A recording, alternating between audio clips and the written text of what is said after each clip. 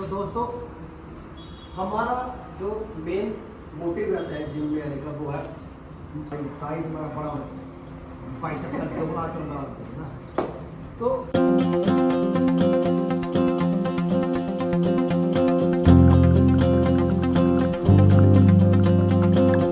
ये कैसे बनेगा जब हम लोग अपनी बॉडी हमारी जो एक्सरसाइज कर रहे हैं हैवी वेट नहीं लिफ्ट कर रहे हैं, और हैवी वेट में हमको पोजीशन पे बड़ी मतलब अच्छा ट्रेनिंग करना, हमें पोजीशन की पोजीशन नहीं आ रही है, हम लोगों का एक्सरसाइज कैसे बनाएंगे, हमें डाइट नहीं पता।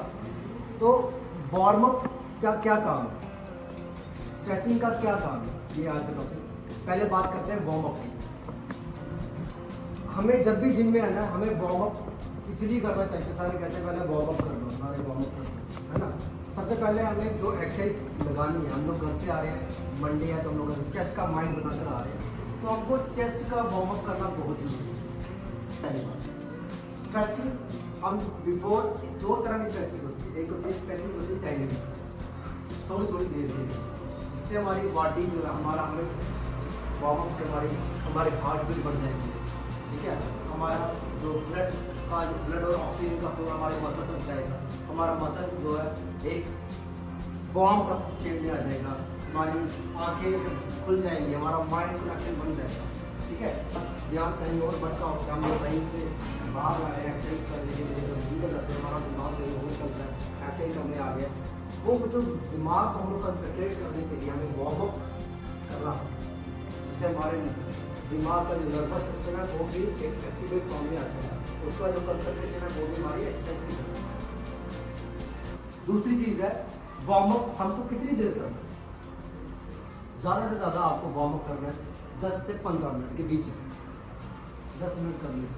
ये नहीं कि मैं एक रनिंग कर लीजिए तो आपका शरीर पूरा गर्म हो सकता है ना। वो तो 3 मिनट स्प्रिंट मारिए, तो क्या हमको स्प्रिंट करके हम लोग अपनी बॉडी वार्म अप कर सकते?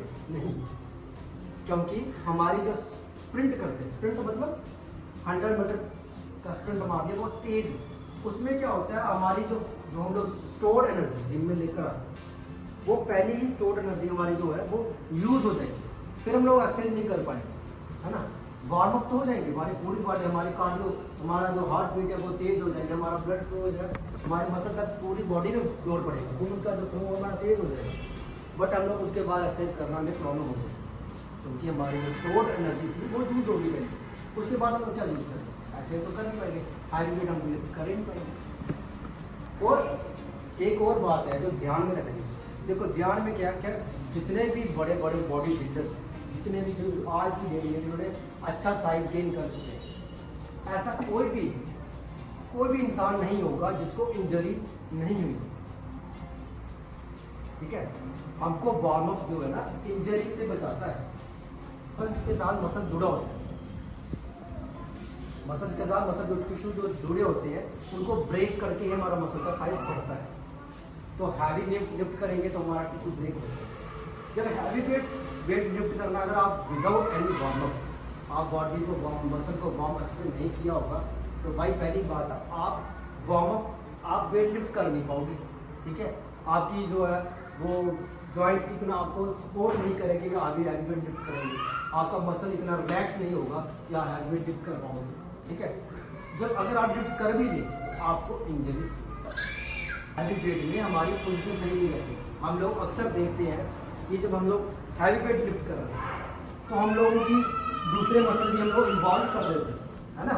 हम लोग बाइसेप्स कर रहे हैं तो बाइसेप्स में हम लोग बैक भी इस्तेमाल में लाते हैं जब हैवी वेट करते हैं। लाइट वेट में हमारी पोजीशन बिल्कुल एक्यूरेट रहती है ना। हैवी वेट में हम लोग यूँ कर लेते हैं क्योंकि वो हो जाता है, वो एक हमारी जब बॉडी हमारा खुद मसल नहीं उठा पाता हैवी वेट को, वो हो जाता है, वो हमें वो गलत नहीं कह सकते क्योंकि वो इन्वॉल्व ऑटोमेटिकली हो सकता है। हम लोग कर नहीं रहे हैं, हम लोग कोशिश करते हैं रोकने की, बट हैवी वेट लिफ्ट करना हो तो वो इन्वॉल्वमेंट हो जाती है। तो इसके बाद जो तीसरा बेनिफिट है वार्म अप का, वो है कि आपको ये उसमें मसल का साइज बढ़ाने में हेल्प। पहला हो गया हमको जो ब्लड फ्लो को जो हमारा माइंड कनेक्शन बनाता है, ये पहला बेनिफिट। दूसरा हमें इंजरी से बचाता है। तीसरा हमारा ये साइज बड़ा करने का, साइज गेन करने में हमें हेल्प करता है, ठीक है।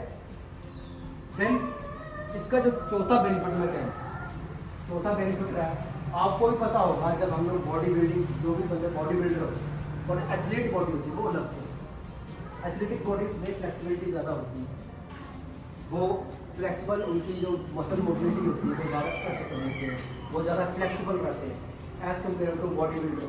बॉडी बिल्डर जिसका साइज़ ज़्यादा बड़ा होगा ना, जिसका जितना बड़ा साइज होगा वो उतना कम फ्लेक्सिबल होगा। एक्सरसाइज के बाद स्ट्रेच जरूर करते हैं।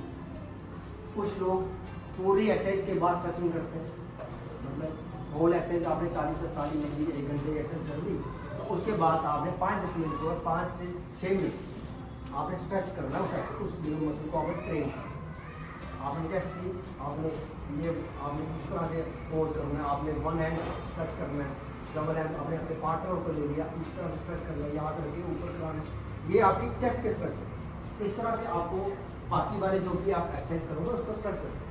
अदरवाइज एक चीज़ और है, हम लोग ऐसे भी करते हैं, आपने कुछ लोगों को ऐसे भी करते देखा होगा, जो एक सेट लगाने के बाद स्ट्रेच करते हैं, हर एक सेट के बाद स्ट्रेच करते हैं। अच्छी बॉडी बनाते हैं। किसी भी बॉडी पार्ट को आपने हल्का नहीं लेना है। जो भी चीज़ आप नहीं ट्रेन करते, लाइक लेग्स होगी, जो भी आपका वीक पार्ट है, मान लो मुझसे लेग्स नहीं लगती, वो मेरा वीक पार्ट है। मान लो आपको बाइसेप्स नहीं लगता, आपका वो वीक पार्ट है। किसी से शोल्डर नहीं लगते, वो वीक पार्ट है। वीक पार्ट मतलब जिसका हमारा मन भी नहीं मानता और हमसे वो हमारी बॉडी लो नहीं करती कि छोड़ आज में। मैक्सिमम लोग लेग्स को कहते हैं छोड़ दिया, लेग्स नहीं करते, सैटरडे है चलो घूमो। उस बॉडी पार्ट को आप मंडे को ट्रेन करें। मंडे को हम लोग बड़े एनर्जी से रहते हैं, सैटरडे तक हमारी एनर्जी फुस हो जाती है। इसलिए उस बॉडी पार्ट जो वीक मसल को, अपनी बॉडी में से वीक मसल को आप मंडे को ट्रेन करिए। आप अपनी जो चार्ट बनाया हुआ है कि हमने मंडे को ये एक्सरसाइज करनी है, अपने वीक मसल को आप मंडे को ले आइए और अपने सबसे अच्छे मसल को जो आपका मन करता है कि मैं बार बार लगाऊँ, लाइक चेस्ट, लाइक बाइसेप्स, आप उसको सैटरडे को रखो। ऐसे सैटरडे हमारा लेग्स डे और लेग्स डे सैटरडे, बट जिसको वीक मसल को अपने ट्रेन करना है, जिसको अच्छा बनाना है, हमें ओवरऑल बॉडी ग्रो करनी है, ना कि एक मसल को लेकर चलना है, तो हमें उसको मंडे को लगाएं ताकि हम लोग अच्छी एनर्जी और अच्छे पॉजिटिव माइंड से इसको अच्छे से ट्रेन कर पाएंगे, अच्छा टाइम दे पाएंगे। तो दोस्तों अच्छे तरह से वार्म अप करिए, अच्छी तरह से डाइट खाइए, अच्छा जिम में आप अपना पोटेंशियल और अपनी प्रेजेंस बनाए रखिए, अपना माइंड जहाँ पे लेकर आके जिम करें ताकि आपकी बॉडी जो है टाइम से बने। भी है, इनकम भी है, कह लो नॉलेज के लिए आपके पास यूट्यूब भी है, काफ़ी चीज़ें हैं। तो इन सब चीज़ों को ध्यान रखते हुए आप सब ने एक्सरसाइज करनी है, आपने टाइम वेस्ट करके नहीं जाना है, अटेंडेंस करने नहीं आए हो, अपनी बॉडी के लिए आए हो, किसी की बॉडी में किसी के लिए काम नहीं कर रहे हैं हम लोग। दोस्तों आज का टॉपिक था importance of workout, importance of warm up and stretch. तो आज का टॉपिक यही खत्म होगा। आप सब अच्छा लगा होगा सुनकर, समझ के। अगर कोई भी अगर आपको अभी कुछ समझना हो तो आप बता सकते हैं। किसी को कुछ समझना मेरे भाई समझ में आया? आई होप आप इन बातों को अपनी एक्सरसाइज से पहले इम्प्लीमेंट करोगे। आप अपनी एक्सरसाइज में अपने लिफ्ट को आप इम्प्रूव देखोगे इसके बाद, वार्म अप के बाद, करने के बाद। तो दोस्तों आप सबका बहुत बहुत शुक्रिया इस टाइम पर मुझे टाइम देने के लिए। आप अपना सीख कर जाओगे, कुछ मुझे अच्छा लगता है, तो so very very thank you. जय हिंद, जय भारत।